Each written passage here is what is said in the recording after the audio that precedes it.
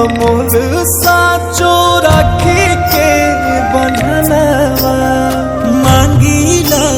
तू बहिना हो कवनो मांगनवा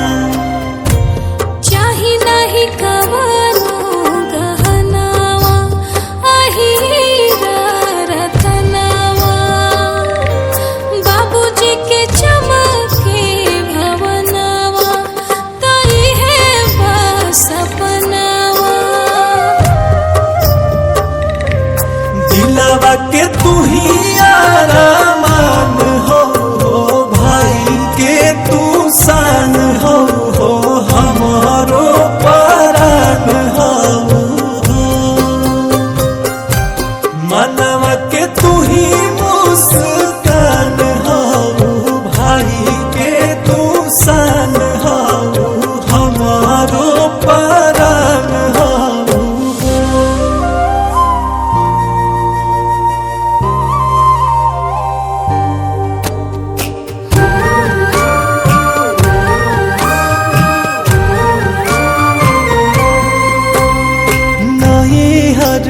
के लक्ष्मी तू ससुरा के थाती हर जरेला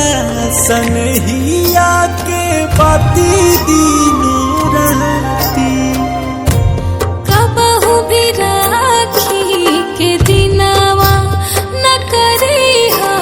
बहनवा हर साल आइब अंगनवा तू रही समनवा अंकुश राजा के तू मान हो भाई के तू सान हो हमारो परान हो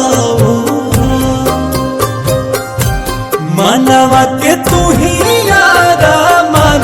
हो भाई के तू सान हो हमारो परान हो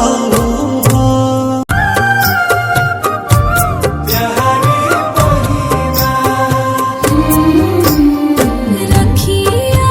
के दिन हमरा के तू कबो न भूलइहा जनमो जनम नैया के तू भैया निभइहा बहिना तू दहिया के जान हो भाई के तू सान हो हमारो परान हो मनवा के तू ही मुस्कान हो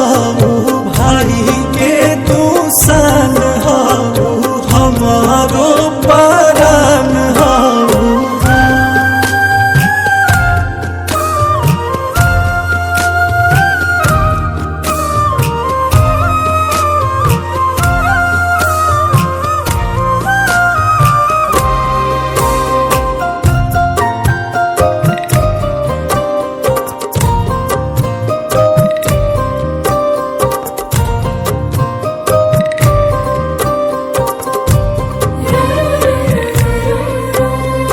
भोला